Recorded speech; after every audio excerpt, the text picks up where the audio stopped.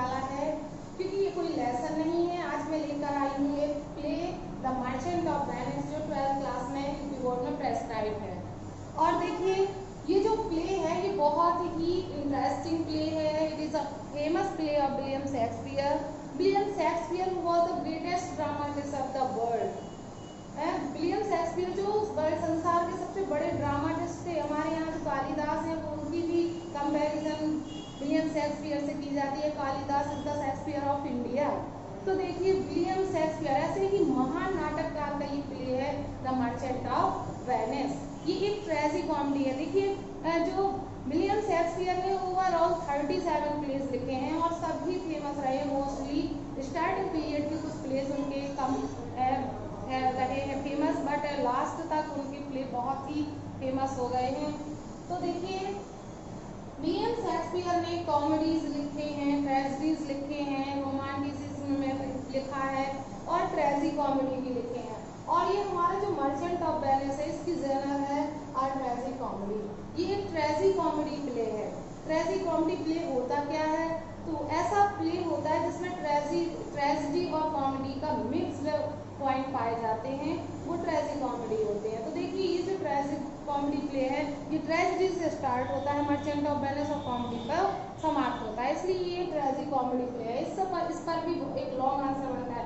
12th level में ये एक बुक है मर्चेंट ऑफ वेनिस प्ले की, इसमें से 8 मार्क का एक लॉन्ग आंसर आता है, जिसके लिए आपको मर्चेंट ऑफ वेनिस को पूरा पढ़ना बहुत ही जरूरी है। तो आपको ये प्ले अच्छे से समझना है, जिससे कि जब आप क्वेश्चंस लर्न करो, क्वेश्चंस को पढ़ो, तो आपको उसकी थ्योरी समझ में आए। तो देखिए सबसे पहले हम इसका इंट्रोडक्शन लेंगे। सबसे पहले मैंने जो बोर्ड पर इंट्रोडक्शन दिया है इसको मैं समझाऊंगी। आप इसको स्क्रीनशॉट करके अपने नोट पर फर्स्ट पेज पर जहाँ पर आप इसके क्वेश्चन आंसर मेंशन करेंगे वहाँ पर राइट कर सकते हैं। पार्ट बाय पार्ट आपको पता रहेगा कि हमें पढ़ना क्या है। तो देखिए ये जो मर्चेंट ऑफ वेनिस जो विलियम शेक्सपियर द्वारा लिखा गया है ये 5 एक्ट प्ले है। 5 एक्ट प्ले मतलब प्ले बड़े लेंथी भी होते हैं, कम लेंथी, कोई 3 एक्ट होते हैं, कोई 4 एक्ट होते हैं। ये 5 एक्ट प्ले है। इस पूरे प्ले में 5 एक्ट हैं। एक्ट का मतलब है कि पार्ट्स। एक्ट को हम केवल पार्ट्स में समझ लें तो आपको समझ में आ जाएगा। जैसे कि हम कि कोई बड़ा लेंथी लेसन होता है तो उसका फर्स्ट पार्ट कर देते हैं, सेकंड पार्ट, थर्ड पार्ट, इस तरह से डिवाइड कर देते हैं। इसी तरह से एक्ट भी ये 5 है। इसमें ये जो प्ले है 5 एक्ट्स में डिवाइड है।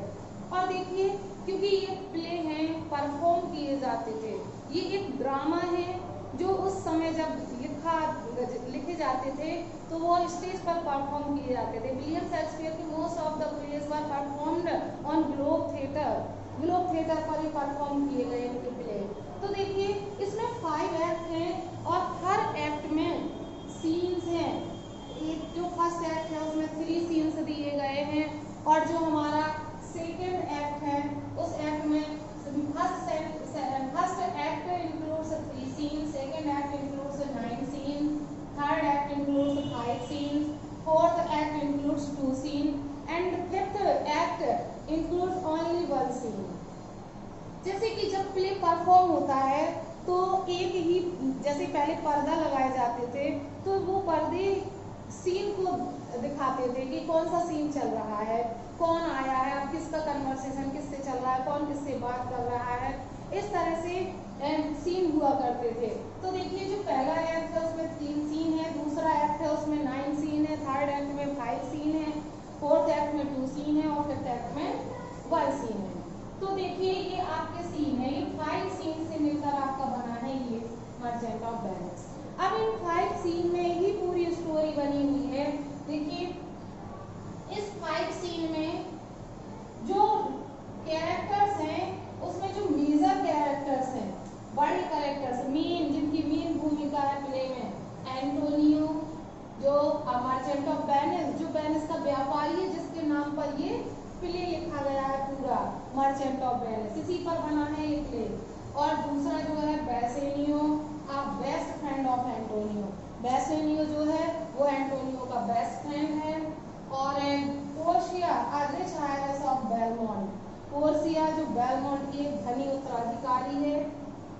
और बेसेनियो की बिलव्ड भी है, Bassanio is the lover of Portia and Portia is the beloved of Antonio. Shylock a villain of the play. ये प्ले का विलेन है और जीव यहूदी जाति से है और ये घृणा करता है एंटोनियो से जो एक क्रिश्चियन होता है। क्या होता है?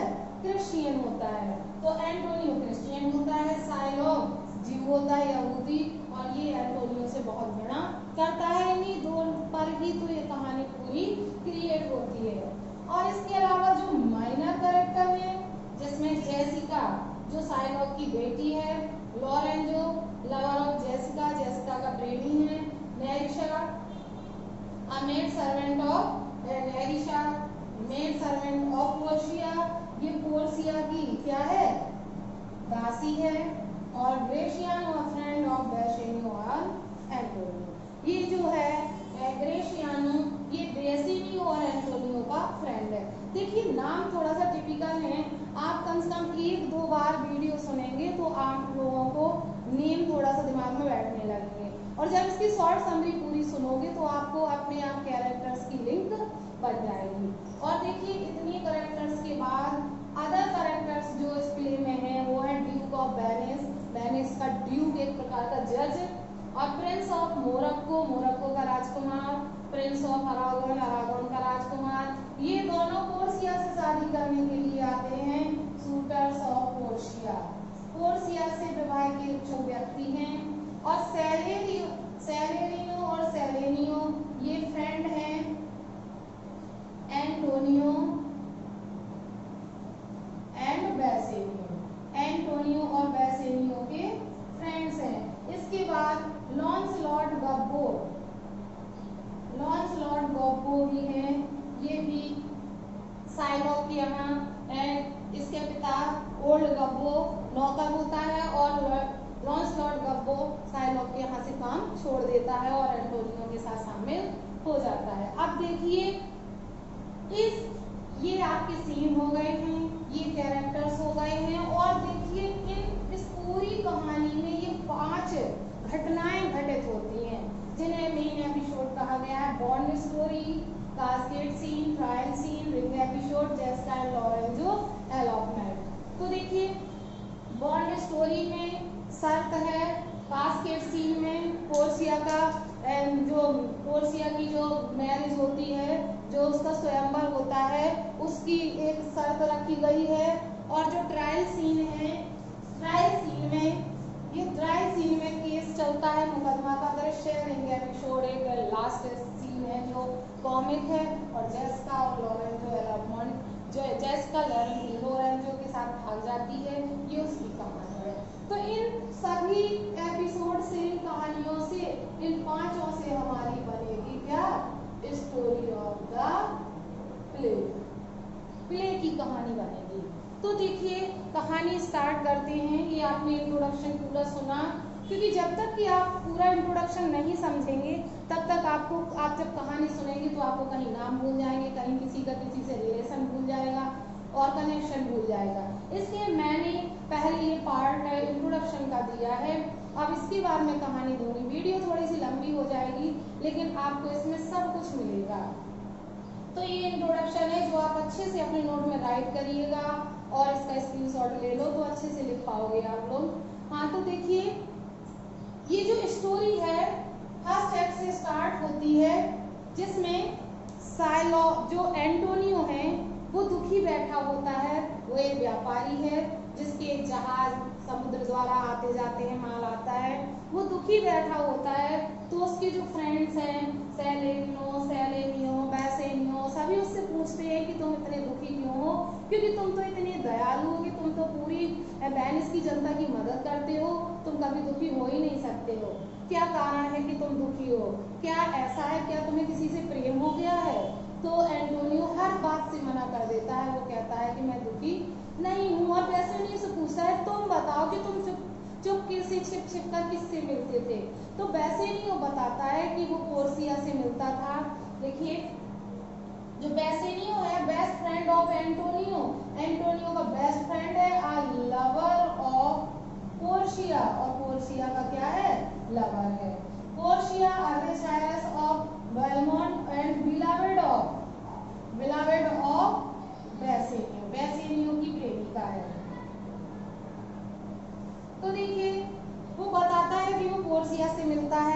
और वह पोर्शिया से शादी करना चाहता है, लेकिन वहाँ बेलमोंट जाने के लिए मुझे कुछ पैसे चाहिए हैं और उसकी इस तरह से शर्त है उसके पिता की। तो वो पैसे मांगता है एंटोनियो से, लेकिन एंटोनियो के जहाज अभी फंसे होते हैं समुद्र में, इसलिए उसके पास पैसा नहीं होता है। और जब एंटोनियो के पास पैसा नहीं होता है तो वो कहता है कि साइलॉग जो क्या है, मनी लैंडर है। क्या है? मनी लैंडर, साहूकार होता है, जो एक मनी लैंडर होता है और बहुत ही ऊंचे ब्याज में पैसा देता है वो सभी को। तो और जो एंटोनियो है वो सबकी ऐसे ही फ्री में मदद करता है। तो साइलॉग एंटोनियो से बहुत जेलसी रखता है और वो उससे बदला लेना चाहता है। और जब एंटोनियो के नाम पर बेसिलियो को पैसा चाहिए होता है तो वो खुशी खुशी देने को तैयार हो जाता है, क्योंकि वो उससे बदला लेना चाहता है। तो जब एंटोनियो बेसिलियो दोनों साइलॉग के पास जाते हैं पैसा लेने के लिए, तो साइलॉग उसी से पैसा देने के लिए तैयार हो जाता है। वो 3000 डिकेट्स देता है, देने को कहता है और कहता है 3 महीने के अंदर। साथ में एक शर्त रखता है कि मैं तुमसे बिल्कुल ब्याज नहीं लूंगा, अगर तुम 3 महीने के अंदर ये पैसे लौटा दोगे तो मैं तुमसे बिल्कुल ब्याज नहीं लूंगा, लेकिन अगर 3 महीने से एक भी दिन ज्यादा होता है तो मैं एंटोनियो के शरीर से 1 पौंड गोश्त काट लूंगा, मांस काट लूंगा, 1 पौंड मांस का टुकड़ा काट लूंगा। इस तरह से शर्त रखता है। बेसिलियो पैसा लेने से मना कर देता है, क्योंकि वो एंटोनियो की जान खतरे में नहीं डालना चाहता है। लेकिन एंटोनियो को विश्वास होता है कि उसके जहाज समय पे आ जाएंगे और वह उसका पैसा लौटा देगा। तो एंटोनियो बेसिलियो के लिए, जो कौन होता है, बेस्ट फ्रेंड ऑफ एंटोनियो, जो एंटोनियो का बेस्ट फ्रेंड होता है, बेसिलियो के लिए वो क्या करता है, पैसे साइलॉग से उधार लेता है और ये बॉन्ड साइन कर देता है। बॉन्ड साइन कर देता है, अनुबंध जिसमें हस्ताक्षर कर देता है कि मैं तुम्हारी शर्त पे पैसा लेने के लिए तैयार हूँ। तो ये पैसा ले लेता है एक एक्ट में। फिर क्या होता है, यहाँ तो पैसा ले लेता है और फिर बेसिलियो पोर्शिया के पास जाता है।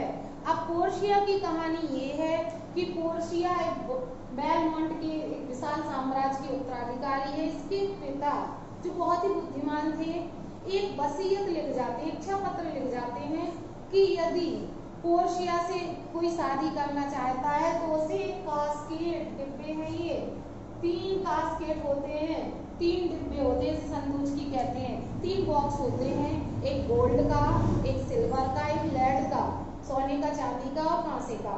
3 डिब्बे होते हैं और उनकी शर्त होती है वसीयत में कि जो कोई सही डिब्बे का चुनाव करेगा, उस डिब्बे का चुनाव करेगा जिसमें पोर्शिया की तस्वीर निकलेगी, वही पोर्शिया से विवाह करेगा।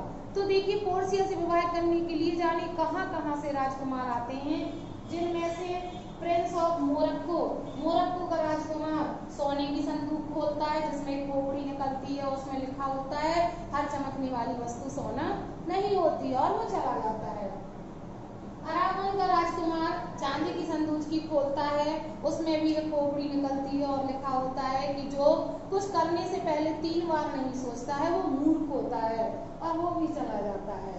लेकिन बेसिलियो बहुत ही दिमाग लगाकर समझदारी के साथ कांसे की कास्केट खोलता है जिसमें पोर्शिया की तस्वीर निकलती है और वो पोर्शिया को जीत लेता है। बेसिलियो और पोर्शिया का विवाह तय हो जाता है, एंगेजमेंट हो जाती है इनकी। तभी इससे जस्ट पहले क्या होता है कि जो साइलॉग है, साइलॉग जो विलेन है जिसने बॉन्ड साइन करवाया था एंटोनियो से, इसकी बेटी जेसिका लॉरेंजो से प्यार करती है और इसके साथ भाग जाती है। क्यों? क्योंकि ये लॉरेंजो जो है वो क्रिश्चियन है और उसका पिता ज्यू है और ये क्रिश्चियन से बहुत घृणा करता है। ये उसकी जेसिका की शादी लॉरेंजो से कभी करने को तैयार नहीं होता, इसलिए जेसिका लॉरेंजो के साथ भाग जाती है, जिसमें साइलॉग और भी गुस्सा हो जाता है और पागलपन की हद तक हो जाता है, क्योंकि जेसिका बहुत सारा धन लेकर भागती है। तो देखिए, इस बदले में जब 3 महीने हो जाते हैं और एंटोनियो के जहाज वापस नहीं आते हैं, तो साइलॉग क्लेम करता है कोर्ट जाता है और क्लेम करता है कि मुझे इसके शरीर का 1 पाउंड मांस काटना है क्योंकि इसने समय पर बॉन्ड के अनुसार पैसे नहीं चुकाए हैं। और कोर्ट ट्रायल सीन होता है, मुकदमे का दृश्य होता है। उस मुकदमे के दृश्य में क्या होता है कि जब बेसिलियो बताता है कि पोर्शिया तुमसे विवाह करने के लिए मुझे एंटोनियो से पैसे मांगने पड़े और एंटोनियो के पास पैसे नहीं थे, तो इस शर्त पर एंटोनियो के नाम पर शाइलॉक से पैसे लिए और शाइलॉक अब उस पर केस कर रहा है और एंटोनियो की जान खतरे में है। तो पोर्शिया जो पढ़ी लिखी होती है, बुद्धिमान होती है, लॉ जानती है, वो भेष बदलकर कोर्ट में जाती है, वकील का भेष रख के, और नेरिसा को अपना सर्वेंट बनाकर, क्लाइंट बनाकर ले जाती है और कोर्ट में वो केस लड़ती है। किसके लिए? एंटोनियो के लिए केस लड़ती है और शाइलॉक से कहती है कि तुम्हें दयावान होना चाहिए। इसमें एक मर्सी पोएम पूरी गाती है जो 11th क्लास में प्रेस्क्राइब है। Mercy poem, the quality of mercy is not strength, it is double blessing. इस तरह से एक पोएम है पूरी, मर्सी पोएम। हाँ, तो देखिए पूरी मर्सी पोएम दया पर एक लंबा सा भाषण देती है, लेकिन जो शाइलॉक है वो पिघलता नहीं है, वो अपनी जिद पे अड़ा रहता है। पोर्शिया उससे कहती है कि अब तुम और भी ज्यादा धन ले सकते हो, क्योंकि पोर्शिया के पास तो बहुत धन था, वो मदद करने को तैयार थी, लेकिन शाइलॉक मना कर देता है। तब पोर्शिया, जब वो किसी तरह से नहीं मानता है, तो पोर्शिया ट्रिक चलती है, वो एक चाल चलती है और कहती है ठीक है, तुम एंटोनियो के शरीर से 1 पाउंड गोश्त काट सकते हो, लेकिन तुम्हारी शर्त के अनुसार केवल 1 पाउंड गोश्त निकालना ही है, उसके शरीर से एक भी रक्त की बूंद नहीं बहनी चाहिए और ना ही वो गोश्त का टुकड़ा 1 पाउंड से ज्यादा होना चाहिए और ना ही कम होना चाहिए। और इट वॉज इम्पॉसिबल, क्योंकि इम्पॉसिबल था, कोई नाप तोल कर तो किसी का मांस काटेगा नहीं और ऐसा तो हो ही नहीं सकता था कि खून ना बहे। तो इस तरह से शाइलॉक अपनी ही चाल में फंस जाता है और जो ड्यूक होते हैं, ड्यूक ऑफ वेनिस, वेनिस के जो ड्यूक हैं वो क्या करते हैं, इसको शाइलॉक को फ्रॉड करार देते हैं और उसकी आधी संपत्ति एंटोनियो को दे दी जाती है और आधी जब्त कर ली जाती है और शाइलॉक दिवालिया हो जाता है। इस तरह से ट्रायल सीन पूरा होता है। इसके बाद जो ड्यूक हैं वो कहते हैं बेसिलियो से कि एंटोनियो की जान बचाने के लिए पोर्शिया जो वकील के वेश में गई थी, इसको कुछ इनाम देना चाहिए। तो जब ये पैसा से देते हैं पोर्शिया को, तो पोर्शिया मना कर देती है और रिंग मांगती है, वही अंगूठी मांगती है बेसिलियो से जो उसकी एंगेजमेंट रिंग है। बेसिलियो नहीं देना चाहता है क्योंकि वो तो इसकी एंगेजमेंट रिंग है, लेकिन पोर्शिया जो वकील के वेश में होती है उससे कह देती है कि मुझे तो इनाम में यही अंगूठी चाहिए। तो पोर्शिया बेसिलियो से अपनी अंगूठी वापस ले लेती है चाल चल के, और नेरिसा जो ग्रेशियानो से एंगेज हो जाती है, वो ग्रेशियानो से अंगूठी ले लेती है और दोनों लोग इन दोनों के आने से पहले घर पहुंच जाते हैं। और जब दोनों घर पहुंचते हैं और उनके हाथों में अंगूठियां नहीं होती हैं, तो दोनों अपनी अपनी अंगूठियां मांगती हैं और झगड़ा करती हैं और उसके बाद खुद ही भेद को खोलती हैं और रिंग, लास्ट वाला एपिसोड आपका रिंग एपिसोड बन जाता है। और उस रिंग एपिसोड में सभी लोग खूब हंसते हैं क्योंकि जीत सत्य की होती है, जो अच्छे दया के मार्ग पर चलता है, जो जनरस है, उसी की जीत होती है, क्रूअल शाइलॉक की हार होती है। तो इस तरह से 5th एक्ट में जो रिंग एपिसोड होता है वो पूरे प्ले को खुशियों से भर देता है, तो लास्ट में ये कॉमेडी बन जाता है और पहले ये ट्रेजेडी बन जाता है। तो देखिए ये आपका पूरा प्ले है जिसकी मैंने शॉर्ट समरी आपको समझाई है कि किस तरह से ये प्ले स्टार्ट होता है और कहाँ ये कहानी समाप्त होती है। तो देखिए आज मैं तो आपको शॉर्ट समरी लेकर ही आई थी जिसमें मैंने इंट्रोडक्शन दिया इसका और इसकी शॉर्ट समरी दी। अब नेक्स्ट लेक्चर से मैं इनको एक्ट वाइज इसकी समरी दूंगी, क्योंकि जब हम किसी को शॉर्ट में बताते हैं तो वो कुछ ज़्यादा ही शॉर्ट हो जाती है, और एक्ट वाइज जब हम समरी पढ़ेंगे तो इसमें हम पूरे सीन का डिस्क्रिप्शन करेंगे कि फर्स्ट सीन में क्या होता है, कहाँ से शुरू होता है, सेकेंड सीन, थर्ड सीन, इसी तरह से एक्ट 2, एक्ट 3, एक्ट 4, एक्ट 5, ये 5 एक्ट की मैं सेपरेट लेक्चर लेके आऊँगी। आज ये समरी का लेक्चर अलग है। इसमें आप पूरी समरी पढ़ लेंगे, इसके बाद जो डिटेल स्टडी करना चाहें तो इस ऐप्स में जो मैं अलग से सेपरेट लेक्चर लाऊंगी इसके अलग अलग एक्ट के अकॉर्डिंग, वो आपको देख लेना, तो उससे और भी अच्छे से समझ में आ जाएगा। तो आई होप आपको ये कहानी बहुत अच्छी लगी होगी और समझ में भी आई होगी। हाँ, आप लोगों को हो सकता है ये नाम थोड़ा सा कंफ्यूज कर रहे हों, तो जब आप 2-3 बार समरी को सुनेंगे तो आपको पूरे नाम लर्न हो जाएंगे। तो आप इसे जरूर देखिएगा और आई होप आपको अच्छा लगेगा। अगर आपको ये वीडियो अच्छा लगे तो प्लीज़ लाइक करें, कमेंट बॉक्स में मेंशन जरूर करें, कमेंट करके बताएं। और अगर ऐसी ही वीडियोस आप लगातार देखना चाहते हो तो चैनल को सब्सक्राइब करें और बेल आइकन प्रेस करना ना भूलें। Thanks for watching video.